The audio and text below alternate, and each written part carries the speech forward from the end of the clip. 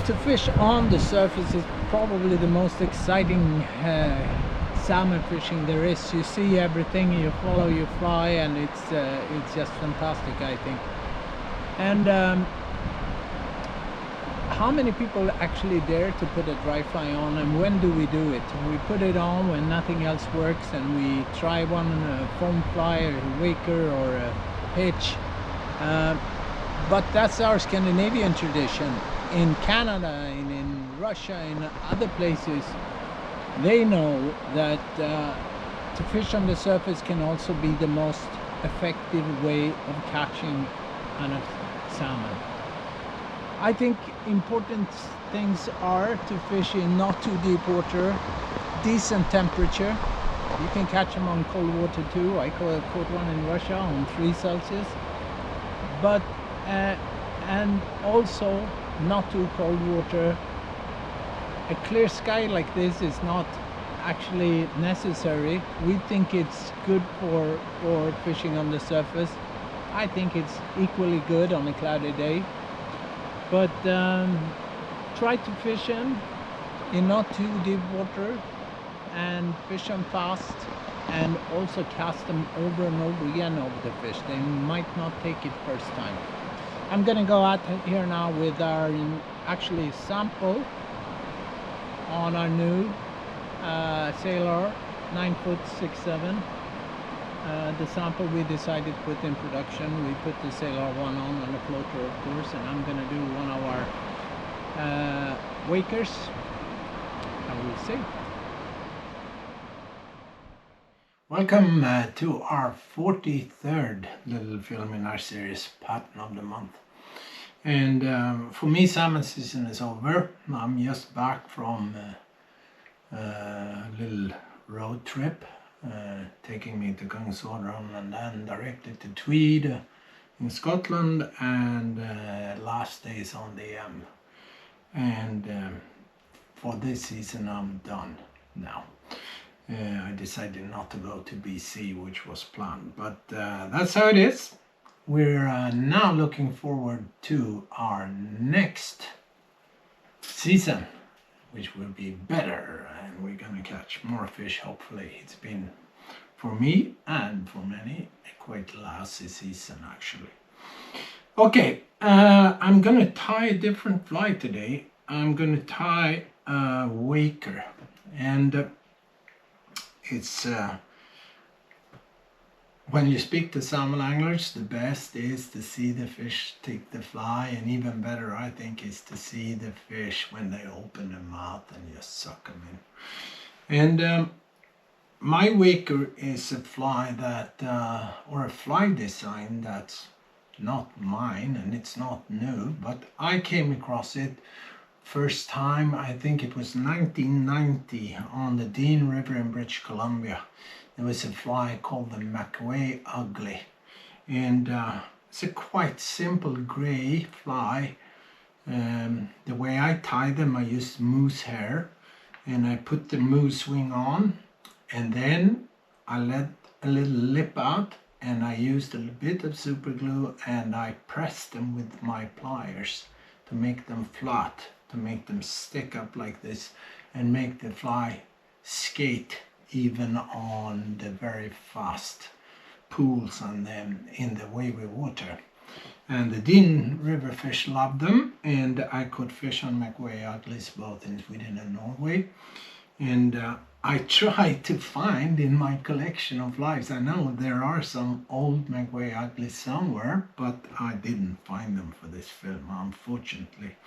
I found a little bug that is, I think, my first attempt with foam on the Mikael ugly theme, and it's quite look-alike what we're gonna tie today. Take-a-wakers, I call them, and quite simple fly tying, but I'm gonna show you a few small tricks that I think make it easier for me.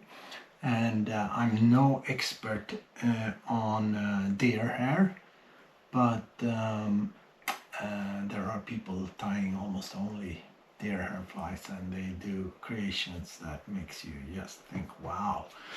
But this is a fishing fly, and the idea is to have a fly that skates well, but also a fly that's discreet. So, okay, let's start tying.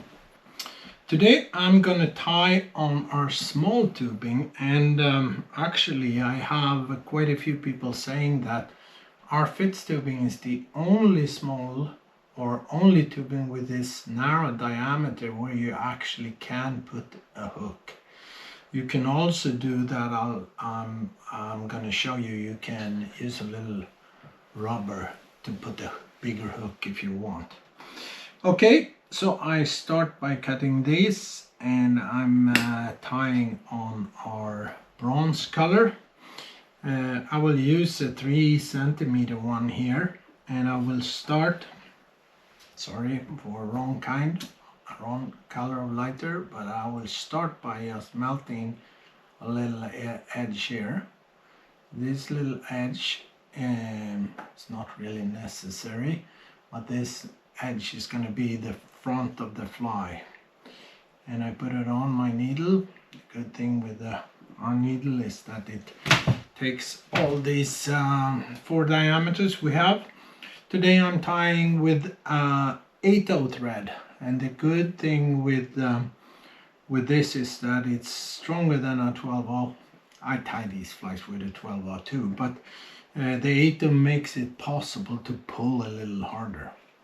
And I tie this in, and I make sure that I keep quite a good distance here. Remember, you need to put the hook in, but you also need to have some space if you need that little rubber, a little bit like that. Okay, then it's time for a tail, and I'm using Nutra, which is beaver actually. And the good thing with this is that it's hair that doesn't hold water a lot. They're straight, and they are also what you call it, they have different color on them, and they make insect-like legs or tails like this. And I'm tying this in quite long because I want this to go behind the hook, and I put 1 or 2 turns, and then I use my thumbnail to press it down on the side. And you see what's happening when I press it down is that I spread it. I use it a little bit, spread it, hold it down, and tie it in. And I don't want the tail to be like this. I want the tail to be spread. I cut this, and it's going to be under the deer hair, so it doesn't really matter. I can even move my thread back and forth here a few times, and it won't make any difference. Look at this, so it's quite even, quite long. Looking good. Okay, then it's time to start with the deer hair body. And maybe you guys are like me. I hate this. The reason is that tying a bunch of bombers or a bunch of wickers, you will find deer hair everywhere. Oh, sorry, I was almost forgetting one thing here.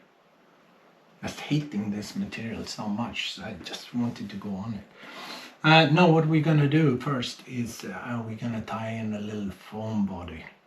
And we have to look at this, because when we tie this in, we need the lip to go quite much in front of the tube. So when I tie this in, I do a smaller one. We have our own here, but if I do a smaller one, I just cut it off to make it the right length. But I want this to go in front. That way the fly will skate better. And I tie this in this way. And there are a few good things about this. and I tie down the foam. You can see I pull hard. The good thing here is that normally doing all my tails on bombers and stuff, I use a piece of tape, and I take the tape and I tape this back so I'm not cutting away anything of the tail. But I could do this here now. I can take this tape and I tape it down like this and it will be secured. And then I take my scissors. Oh, let's leave it. I was going to say that I don't need the tape. I don't need it on this because the foam is covering up. But let's do with the tape since I showed you. But tape is really good when you do these flies. So I move the thread back close to the foam, and I take this, the first bunch, and here I have to be careful that I put this down so I get equal amount of deer hair around the body. 1 or 2 turns and pull hard. Move this front. And the thing with doing this on a tube instead of doing it on a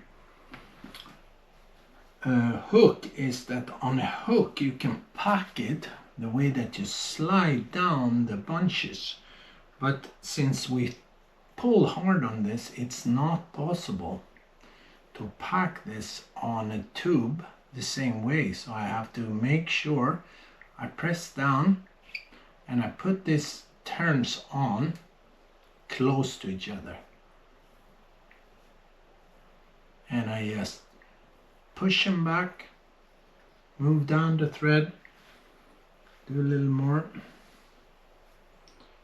And when it comes to deer hair, there are a million ideas on what is best.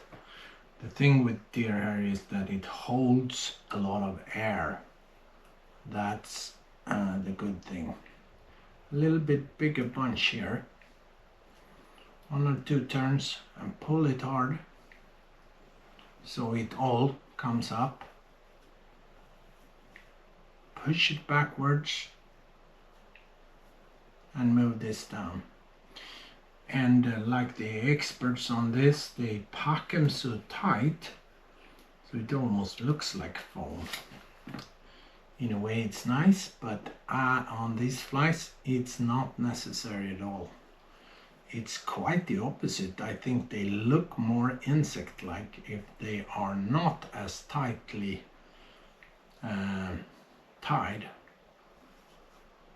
And you can see I need to take a little bit at a time, move down the thread, and I'm going to do 1 or 2 more.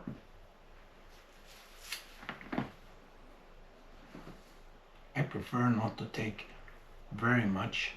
I could easily use more hair, but it's easier for you to know how much material you need and how many bunches you need by taking a little bit at a time. Okay, let's do one small one more and I'm done. And this, I have to think how much space I want, because I want the piece of the tubing to be bare there. And I put this in and I press it down to close to the other one. I can't slide it like on a hook, but I can press it down. Okay, like that. Is it good? Hopefully it's even. Move down the thread. Try to get everything pointing one direction here. And then I actually take away the thread. Just do a couple of turns like this and I will take this thread away. Then it's time to cut this, and you can cut it with a good scissor. Our scissors are laser sharp and you can cut them with a scissor, but easier, and if you want to tie a lot of these flies, I think it's better to use a normal razor blade. And the thing with the razor blades is that they are razor sharp, okay? And I don't know how many times I have cut myself on these guys.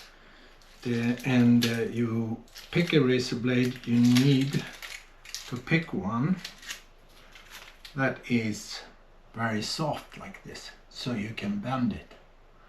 And holding this cutting is tricky. So what I've done, it's over here, it disappeared on me. Here we go. I do like this. I take just a regular tape and I tape one side of the razor blade and cover it up.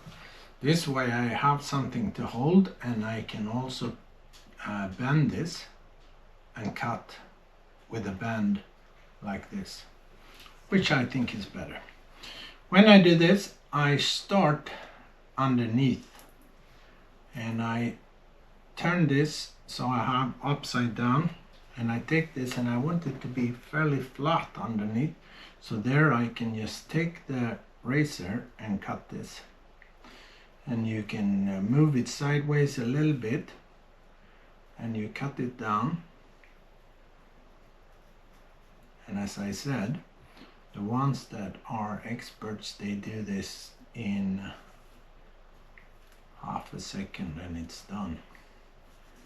I'm not. I don't tie that many of those. Okay, about like that. And then I take the fly and I twist it a little bit. And I move my fingers on the razor, holding it like this, and I can cut this with a bent curve. And you can keep on doing this many times if you want to make it really even. I don't tie more than a few dozens of these per year, so I'm not that good. What I want to do is I want it to be thicker in the front and narrower in the back.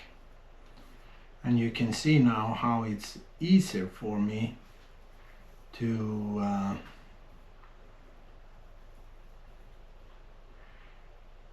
have that tape. I don't have to be afraid to cut away my tail. Move this, make it quite even. I can take this a little flatter on the top. And the last thing I do, I have this part left to do, is that I use my scissors to take away the small part that is closest to the tube and the tail. I don't want to destroy the fly there. And that's easier when I've taken this tape away. Okay, about like that. Looks like shit, but it will look good soon, hopefully. Then I'm put my scissors in here.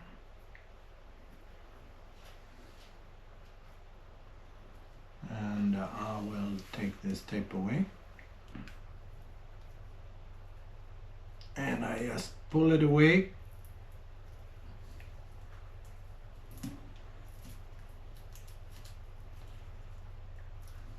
You think I'm crazy saying this is easy, but at least I protect my tail fibers here.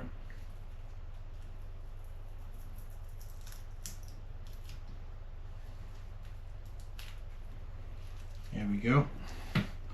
I use then my scissor, take the last of these, and I can see I have a few right here. When the fly is ready, I can take this in and I will cut this also this direction, but I can take some of this away now. Okay, looking like that. Is it good? It's okay. Cut down a little bit here. Maybe if you think that it's not a good idea to use the razor, I think it makes it easier or faster. Oh, I have to slide that on. Put the thread on again. I normally twist it a little bit, and since I'm going to cover this with more of the deer hair, I don't need any glue here. But now I take this and I can check this so it's good. So you can see I have the lip coming out in front like that. Okay, time to get some legs, and I prefer to do only one bunch of legs each side. You can do this like I did before with smaller, many smaller bunches, but I want it to be quite fat, so I cut off a big piece and I look at the side, and I don't want this to be longer than the body. So I look at it, and since I don't want to cut off these, I could put a piece of tape on and put it on. But what I do, I cut it before I tie it in. It's a bit tricky to handle all this deer hair, but I put it on, starting with a bunch that is the other side, and I tie it in. Looking good, and this will make giving this help giving this fly a broad profile. Try to take it about as many or as big bunch of hair on the other side, and you can see how this is curving, and I like to keep the curve going back like this. So I look at this and I try to make it same length, and I cut it. Look at it, so it's the same. Hold it in, and I do one or two really strong turns like this. As you can see, there is a bit of, I can cut a little, but it is a little bit of hair on underneath there, and I don't want that. I want it to be flat underneath. The flatter it is underneath, the better it will skate. You don't want it to be, you want it to be flat underneath so the foam can lift it easier. And then I take this and I twist it, I turn it over. I don't want this to point the wrong direction here. And I pull it. You can pull quite a bit in the foam to make it flat on top. And then I take the thread and I pull it down. And when I use the thread, I'm pushing the foam over to the other side. I don't want that. I want this to be lying on top with the tail to be center of the foam, like that. Looking quite good.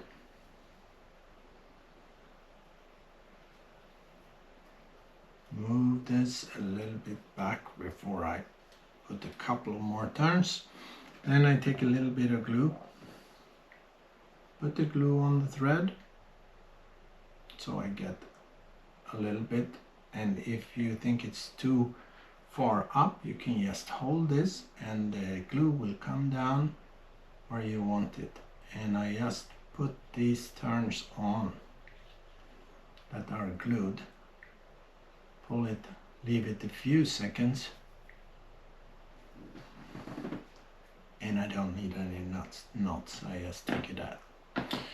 Okay, look at this now. It's a wide fly like this with legs coming out. I think I have a little bit too much underneath, so I will cut this. Make sure I cut so I get equal amount of legs each side, about like that. And the thing with this is that this fly will get a really nice profile like this. And remember, fishing on the surface, the wake is one thing. The wake that the skater will produce is what will make the fish curious. But it's also when they come up, have a look, the silhouette and the shape of this fly is what they are taking. So I like them to be quite wide like this, and you can understand that this little lip will help the fly go up. This will move the legs will move quite a bit of water, and it will make the fly have a broad profile. What I do now, I take it out and I look at this, and there are normally a few strands. I did that quite okay there. Few strands that needs to be cut. Looking at the fly, so it's flat underneath, that's how I want them. And I actually didn't have to do much with this. Fishing a small hook. This is I would say this is a medium size skater. You don't have to be afraid to skate big flies, but on this I can put a quite small hook straight into the small fits. But if I don't want it, I can do it like this. I can take a piece of plastic, a little bit of rubber, and I slide it on to our small tubing, and it will hold the hook like perhaps you can see it on this, that this is not a tube hook, it's a regular carp hook, and you can get any hook to sit in that plastic.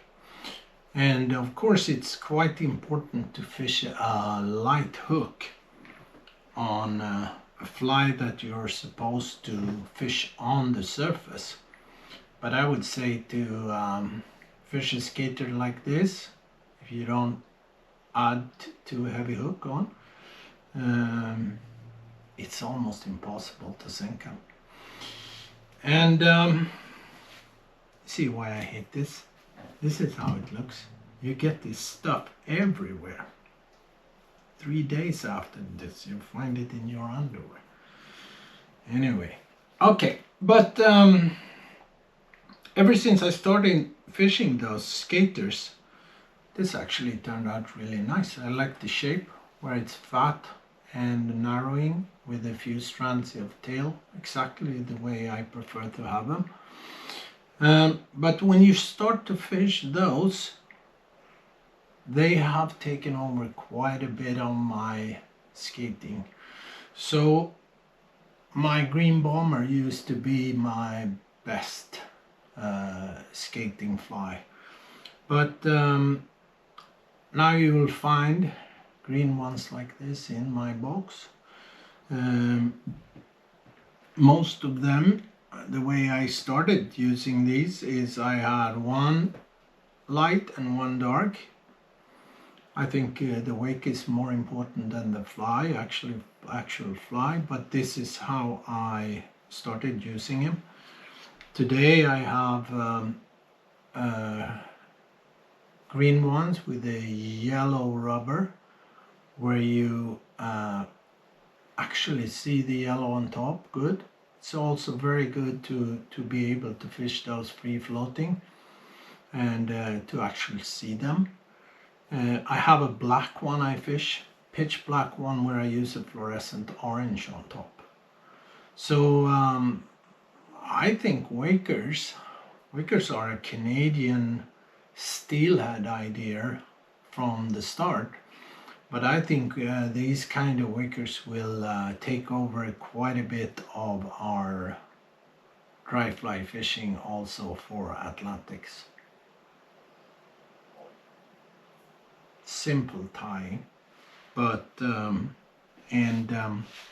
as I said, I'm no expert on deer hair. I hate it. Pretty good at putting a soft tipped wing on a fly. But I hope you enjoyed this, because these are exciting flies to have in your box, and I think you should have them in your box too.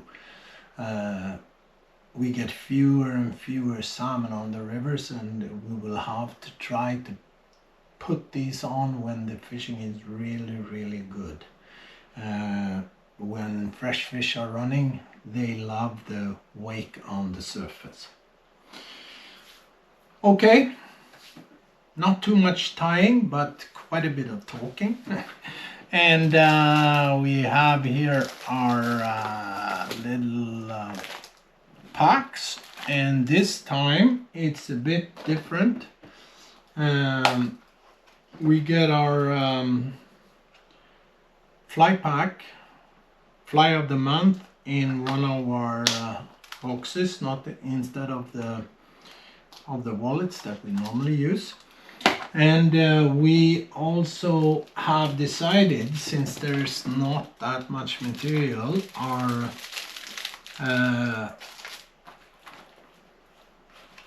pattern of the month tying pack, we put in a spool of thread, but we are also putting in one of our buffs, shouldn't say buff, neck tubes, and also putting in one of the boxes. But I hated to not be able to show you this and put this, what I think is a really interesting fly design, into a film, and without getting you guys that subscribe and buy the packs really good value for the money. So here we go. There are lots of interesting things coming in the future. Not only all the new rods and reel stuff that we are planning, but we have actually decided we're gonna do another 12 pattern of the month films. So we will, I've talked about 50. When we reach 50 we'll see, but we have decided that we'll keep on going, and that's thanks to you guys that's sending all this fantastic feedback on how good you think this is. So thank you, and thank you for watching, and I hope you enjoyed this little odd fly, at least for me tying, and hope to see you in a month's time, where we're gonna tie something completely different, and also a fly that caught many good fish also this past poor season. Okay, have a good one. Thank you.